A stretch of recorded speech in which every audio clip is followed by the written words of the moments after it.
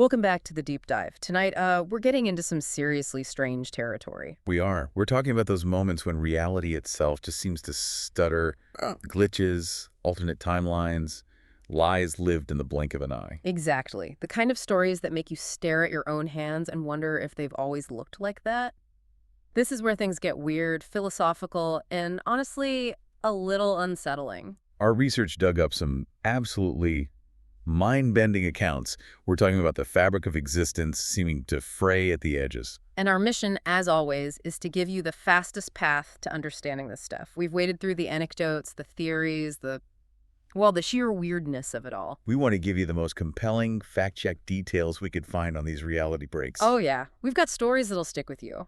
Like, imagine seeing a neighbor, died back on his porch, and then your wife calls saying she saw him too. That shared experience is, well, it's profound. It challenges everything. And then there's the vanishing friend, a decade-long bond, just erased from everyone else's memory.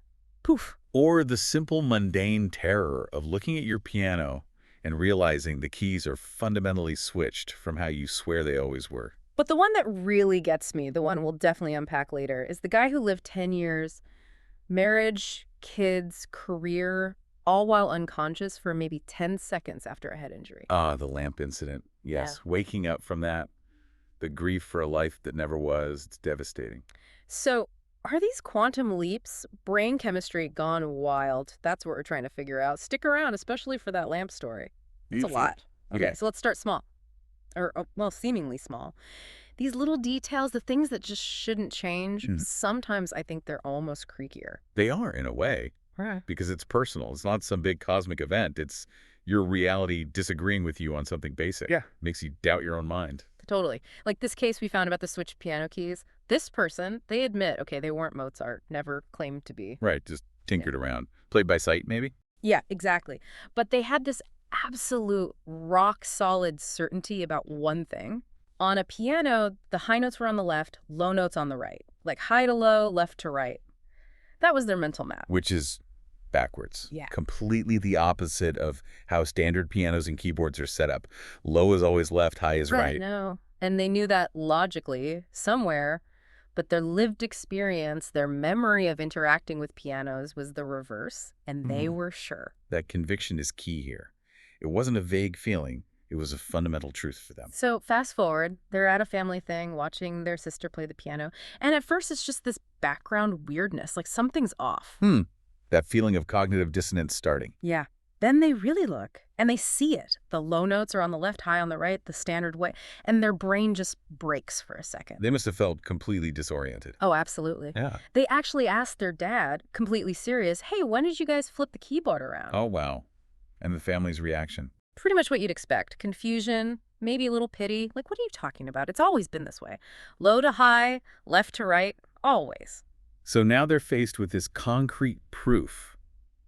The instrument itself, their entire family's consensus reality, telling them their core memory is fundamentally wrong. And what makes this even weirder is they connect it to something else that happened shortly before.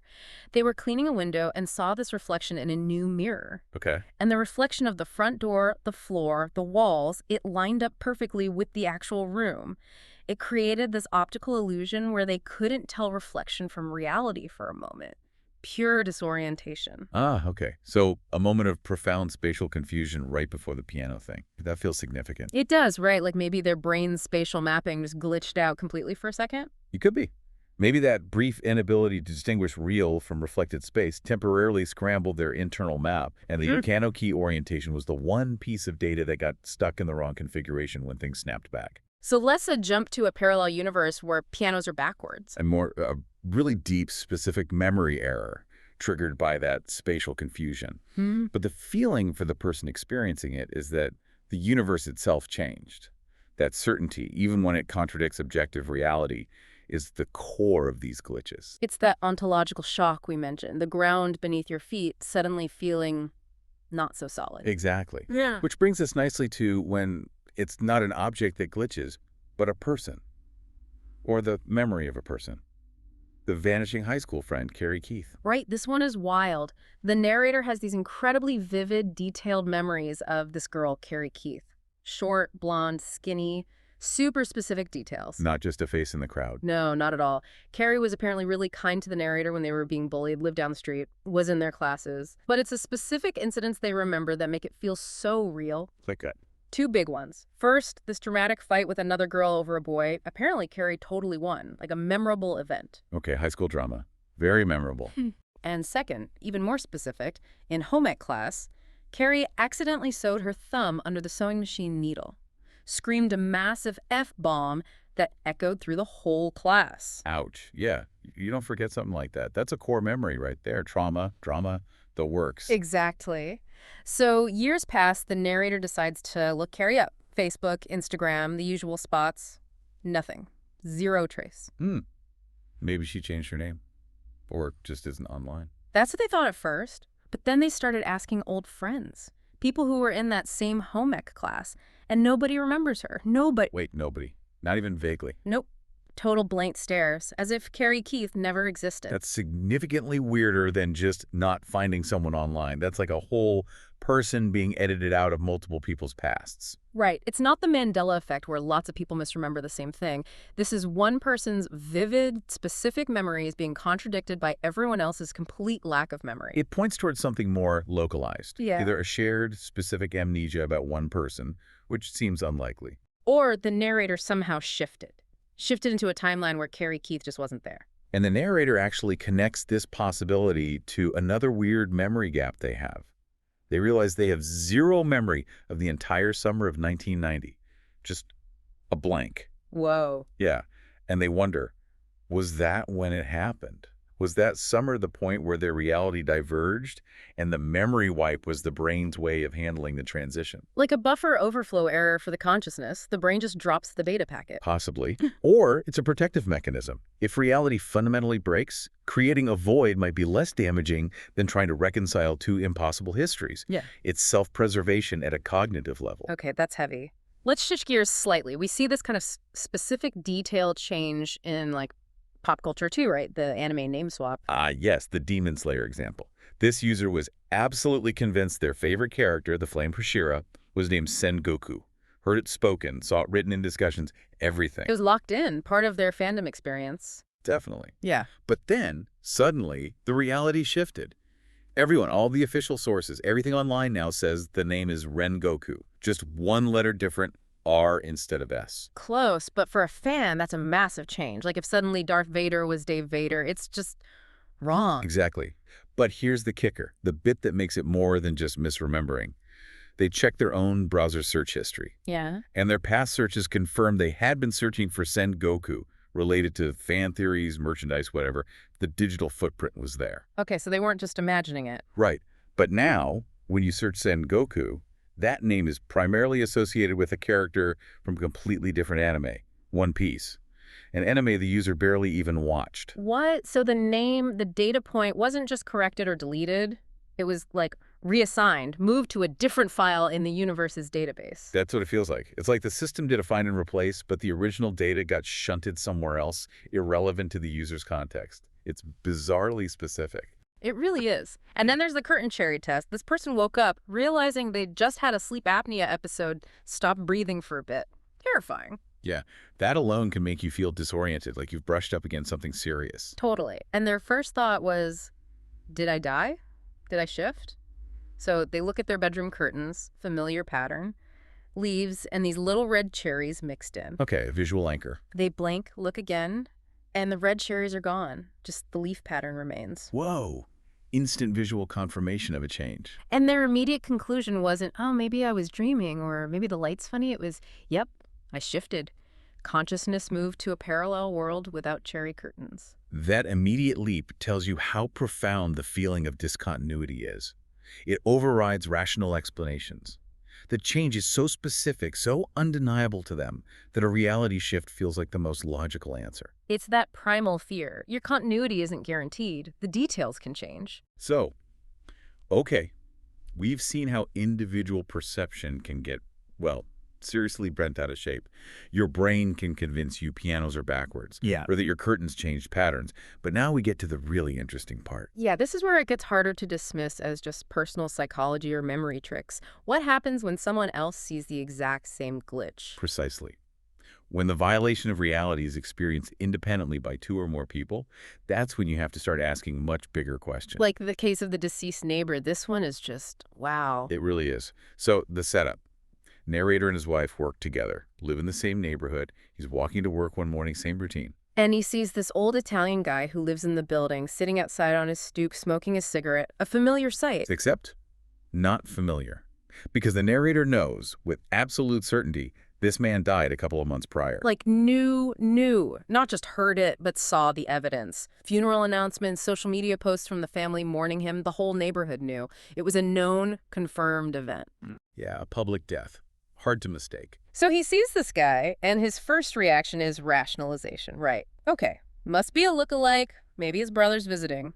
Shakes his head, dismisses it, keeps walking to work. Trying to maintain his consensus reality. Makes sense. But then, just minutes later, his phone rings. It's his wife, and she sounds freaked out. Okay. She says, I think I'm hallucinating, or something really weird just happened. She explains she just walked past the exact same apartment building and saw the exact same dead man sitting in the exact same place, smoking. Whoa. Independently verified. Same impossible observation, minutes apart. Exactly. They hadn't spoken about it. He hadn't planted the idea. She saw him too. A man they both knew was dead was undeniably alive, witnessed by both of them. And her immediate reaction, according to the account, wasn't just confusion. It was something like, did we switch dimensions? Yeah. That's the crucial part. The conclusion was spontaneous and shared. This wasn't suggestion. It was independent arrival at an extraordinary explanation because the ordinary ones just didn't fit. And our research mentioned this couple had recently gone through significant emotional stress, specifically the narrator dealing with his own father's passing. Right. Could that be a factor, like extreme grief or stress somehow loosens your anchor to one specific timeline? It's a fascinating hypothesis. Some theoretical physics models, though highly speculative, do talk about consciousness potentially branching or shifting, especially under high-energy emotional states. Maybe intense grief could act as a catalyst, momentarily nudging both their consciousnesses into an adjacent reality where the neighbor hadn't passed away.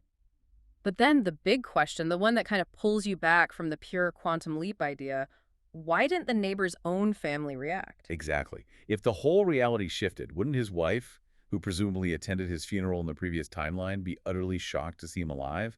Wouldn't the whole neighborhood be buzzing? Yeah.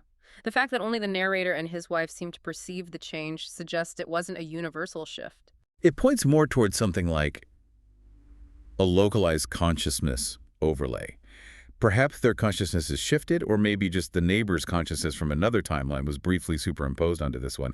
But the background reality, including the memories of his family, remained consistent with him not having died in this timeline. Only the outsiders, the narrator and spouse, retained the conflicting memory. That's almost more disturbing, like reality as editing software and only certain users retain the edit history. Is deeply unsettling. Which leads us to another shared strangeness. The nebulous neighbor, Jessica Walsh. Okay, this one feels like something out of a weird indie film. Frank and Edith Walsh, married couple, they know their neighbor, Jessica. Known her for 3 years. And their memory of her is specific. And a petite. Blonde, friendly. Right. So Jessica gets pregnant, goes to the hospital to give birth. Standard stuff. She comes home a few days later with the new baby. And the woman who comes home is not Jessica. Not the Jessica they knew. This woman is tall, has olive skin, dark brown hair, physically a completely different person. Wait, completely different. Not just, like, tired from childbirth. No, like fundamentally different physical characteristics. Yeah. Height, complexion, hair color. Unmistakably not the petite blonde they'd known for years. Okay, that's bizarre. But maybe it was a different person, like a relative helping out. That's the thing. This woman introduces herself as Jessica. She acts like she knows them, knows the neighborhood stuff, everything. She's inhabiting the role of Jessica. What? And the husband? What did he do? This is the freakiest part. Her husband, Adam, acts completely normal, like nothing has changed. He's interacting with this new woman as if she is the same petite blonde Jessica he married and just had a baby with. He seems totally oblivious to the radical physical transformation. No. That's impossible. How could he not notice? Exactly. So Frank and Edith are stuck. Option 1. Their neighbor was literally replaced by a different person during childbirth, and her husband is either blind, complicit, or somehow had his memory wiped, which is crazy. Completely crazy. Option 2. Frank and Edith shifted realities. They jump to a timeline where Jessica Walsh was always this tall, dark-haired woman, but they, for some reason, retain the memory of the original blonde Jessica from the previous timeline. The universe basically gaslit them. It swapped out a person, but kept the name and social connections intact, and only they noticed. It implies reality prioritizes continuity of narrative over physical consistency. As long as the Jessica slot is filled and the husband accepts it, the universe just patches the difference. It's deeply strange. And this idea of reality shifting, or maybe just our perception of it shifting, extends beyond the physical. It can hit our relationships too, like the story someone shared about the toxic mirror. Ah, yeah, this was intense. This person went through what they described as a major personal energy drop. Could be burnout, depression, severe A stress. period of vulnerability, essentially. Right, and right after that, boom. Two of the most important relationships in their life completely inverted. Also, Their long-term girlfriend, who they remembered as sweet, loving, supportive, suddenly became, like overnight, incredibly manipulative, selfish, opportunistic, just toxic. wow, a 180. Totally. Mhm. And at the same time, their best friend and mentor figure, someone they'd relied on for 10 years, saw as wise, loyal, solid, suddenly started acting immature, dismissive, disrespectful, almost ignorant. Another complete personality flip. So two foundational people changing radically and simultaneously Yeah. right after a personal crisis. Yeah, and the person was left wondering, did I actually shift realities to a place where these people are just awful? Or did my own energy drop, my own trauma just rip the rose-tinted glasses off? That's the crucial question. Was it an external reality change or an internal perception change? Right. Did the stress just lift the veil of BS, as they put it, revealing the true nature of these people that they had been blind to before? Maybe they were always like that, and the narrator's previous state just didn't allow them to see it. It's possible. Trauma can absolutely change our perception filters. We might become hyper-vigilant to negative traits we previously overlooked or excused. But what happened next is interesting, too. After this relationship implosion, the narrator breaks their ankle. Forced isolation. Seems like things are getting worse. Right. But then, almost immediately, a distant friend, someone they barely kept in touch with in London, suddenly reaches out, becomes this huge source of support, and encourages them to make a massive positive change, like moving. Ah. So destruction, followed by reconstruction. That clearing out, then a new path opening up. It feels like it. Whether it was a reality shift or just seeing clearly, the universe or their subconscious seemed to be forcing a hard reset, getting rid of the fake people, as they said, and pushing them towards something new and healthier. The mechanism might be debatable, quantum leap or lifted veil, but the outcome was a profound life restructuring. It served a purpose, regardless of the physics involved. Okay, so we've gone from flipped piano keys to people being literally swapped or emotionally inverted. Pretty wild stuff. Yeah, it really makes you think. And hey, speaking of thinking, we'd love to know what you think. Which of these stories freaks you out the most? The dead neighbor, the vanishing friend? Let us know in the comments below. And if you're enjoying this dive into the weird, please do hit that like button and subscribe to the YouTube channel. We're a small channel, just getting started really, and we'd love to have you along for the ride. Absolutely. Okay, brace yourselves, because now we're getting into the really big shifts, the ones that involve losing years of your life. All right, let's talk about the big one.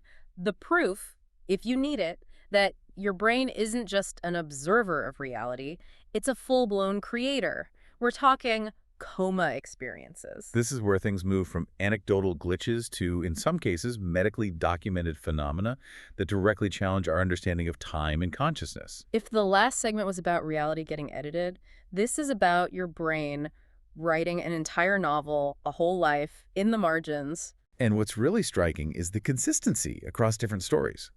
The brain, under extreme duress, lack of oxygen, physical trauma, seems capable of compressing vast stretches of subjective experience into incredibly short periods of objective time. It basically confirms that our perception of time's flow is entirely constructed by our neurology. It's not a constant. Not at all. Which brings us to the story that's almost become legendary in these circles. Yeah. The lamp incident. Yeah, Mitch's story. He was a college senior, gets tackled hard by a huge football player during some kind of prank or altercation, hits his head hard. And he's knocked unconscious. Now, according to witnesses and medical observation, he was out for maybe 10 seconds, a very brief period in real-world time. 10 seconds. But for Mitch, in his mind, it was a decade. A full 10 years. His consciousness didn't just go blank, it went elsewhere. It constructed an entire alternate life. He met a woman named Kayla, fell in love, got married. They bought a house, white picket fence, the whole deal outside Baton Rouge. I had kids too, right?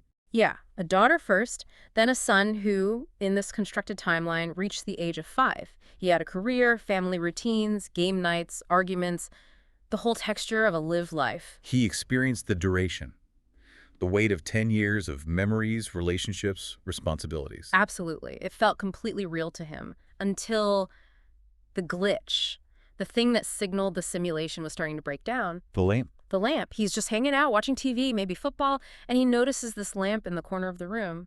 And he even remembered the details later.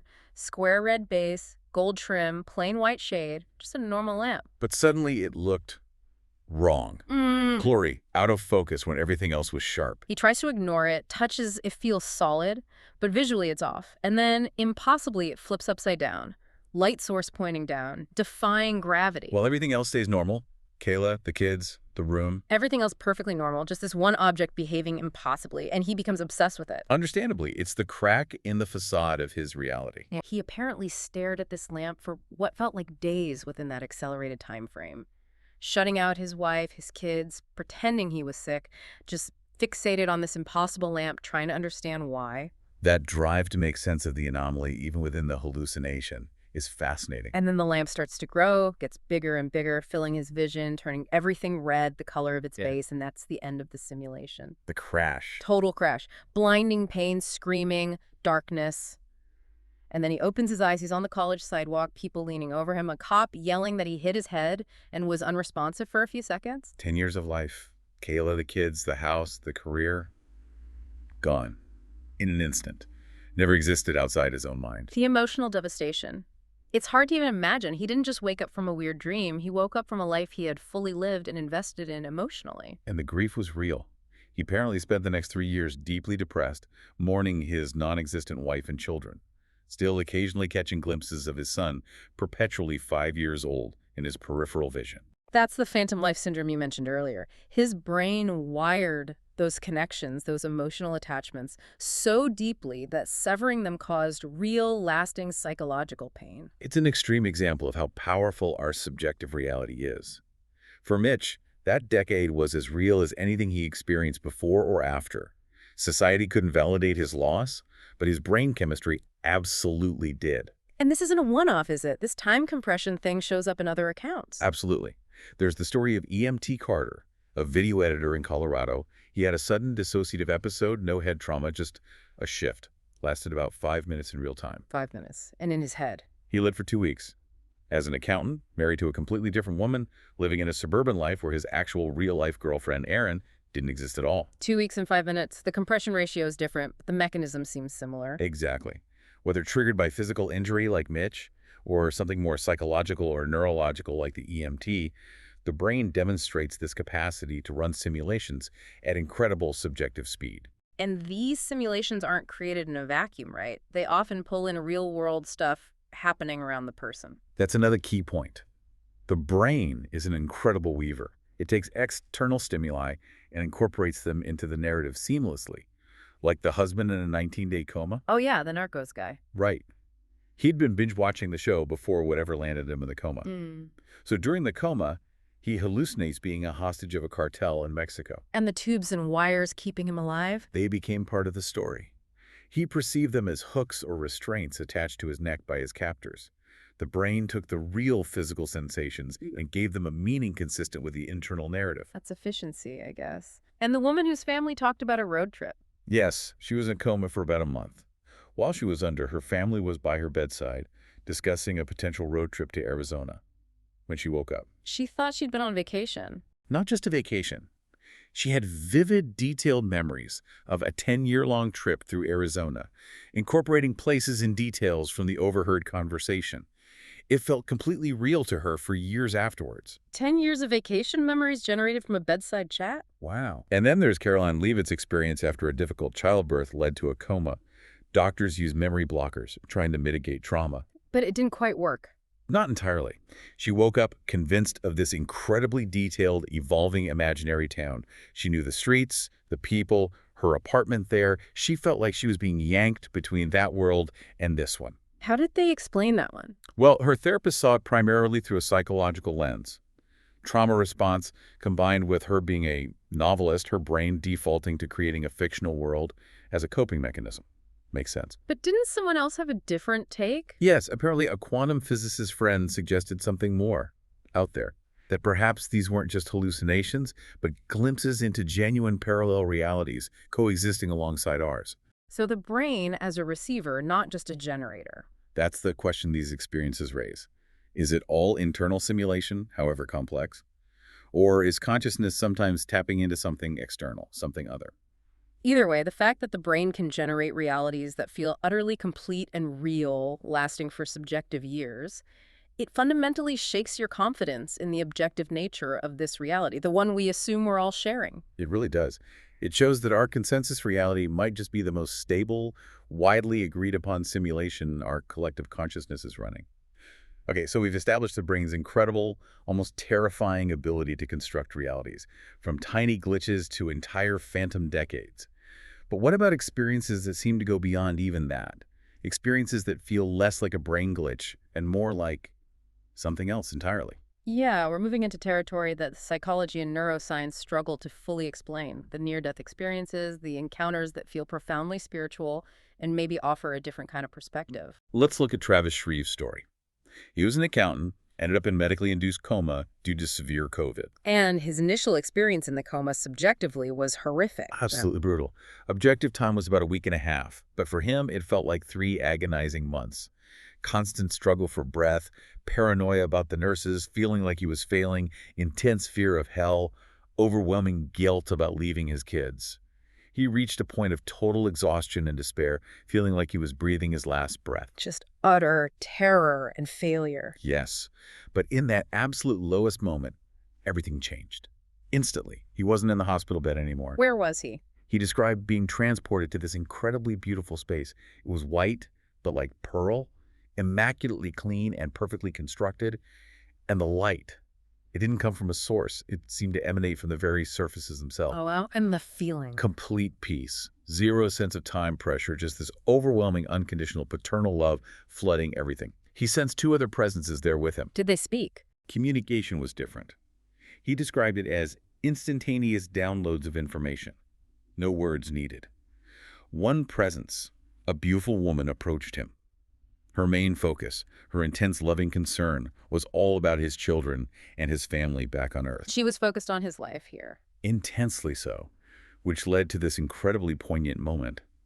She actually had to gently remind him that he was in fact dying back in the hospital. She had to remind him he was dying. Yes, because in that perfect, timeless, loving space, the crisis happening in his physical body felt completely insignificant, distant, almost irrelevant. The peace was that profound. That contrast is staggering. It is. She apparently intervened for him, reassured him, before he felt himself being pulled back reluctantly into the physical horror of the hospital struggle. But the identification, who these presences were, that came later. Much later.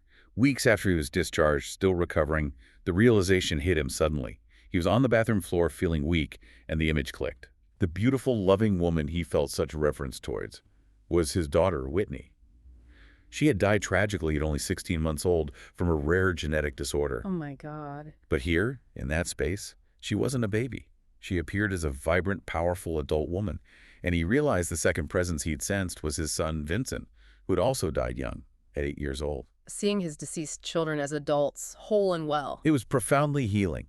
He said the final traumatic memories he had of Whitney's difficult passing were completely overwritten, replaced by this image of her as this radiant, capable, loving adult. He even felt she was like an older soul, a superior, guiding him. And she gave him a message. We will be whole again, a promise of reunion and completion. This feels fundamentally different from the coma dreams driven by narcos or bedside conversations. It does. The emotional quality is different. It's not based on fear or external stimuli.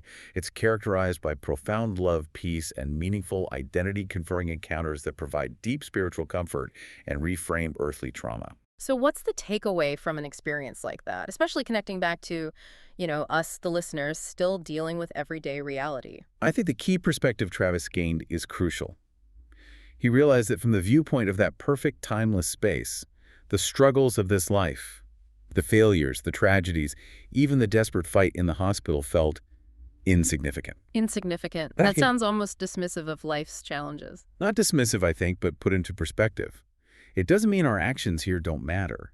In fact, he emphasized the opposite. The decisions we make here, the effort, the kindness, the patience we show, those are the things that have lasting gravity. So this life is temporary, its crises feel small from that larger view, but how we navigate it does shape something enduring. Exactly. It's not that this life is pointless, but that its purpose might be found in how we endure its temporary struggles, knowing they aren't the final word. The knowledge offers comfort, perspective, and maybe motivation to focus on the things that truly last: our choices, our character. So bringing it all together, we've seen these small reality glitches like piano keys or anime names changing. We've seen shared shifts where two people witness the impossible, like the dead neighbor. We've seen the brain manufacture entire decades of life from a bump on the head. And finally, these experiences that suggest consciousness might touch something beyond the purely physical, offering a sense of continuity and profound meaning that reframes our earthly existence. What really stands out across all of this is just the unbelievable power of the mind, doesn't it? The power to create subjective reality that feels completely indistinguishably real. Real enough to grieve over for years. It's staggering. And it forces you to confront the possibility that even our baseline, everyday reality is far more constructed, far more subjective than we usually like to admit. And sometimes, maybe only when the system is under extreme stress, the veil thins and we get a glimpse of something else. Whether it's a terrifying glitch or a profoundly comforting encounter. Outro. Wow, okay, that was that was definitely a deep dive. From switched piano keys and vanishing friends to living 10 years and 10 seconds and meeting lost loved ones in a place beyond time. My head's spinning a little. Mine too. It really forces you to grapple with fundamental questions. If the brain can convincingly generate a decade-long marriage and family from a brief coma, or even just from watching too much Netflix before passing out, how absolutely certain can any of us be right now that this reality is the bedrock? Yeah, how do we know this isn't just the most complex, coherent simulation our consciousness has managed to stitch together so far? Makes you want to check for blurry lamps like Mitch did. Right. And think about Travis Shreve's experience. He said seeing that perfect, beautiful reality made the choice to come back, to stay in this messy, difficult life incredibly hard. I can only imagine. But here's a final thought to chew on. What if the reason we only get these brief glimpses, why the veil only lifts occasionally, whether it's a glitch or something profound, maybe it isn't just random or a tease. What do you mean? What if the point is to show us just enough to understand that our mundane choices here, the small acts of kindness, the patience we find when it's hard, the integrity we maintain, what if those are the only things that actually resonate, the only things that carry real weight in that grander, more permanent reality that waits for us? So the struggles here matter because this isn't the final destination. Our actions here are building something for later. Maybe. Something to mull over tonight anyway. Makes the daily grind feel a little different, doesn't it? It definitely does. Well, thank you for joining us on this particularly mind-bending deep dive. Sleep well. And maybe check your piano keys before you turn in, just in case.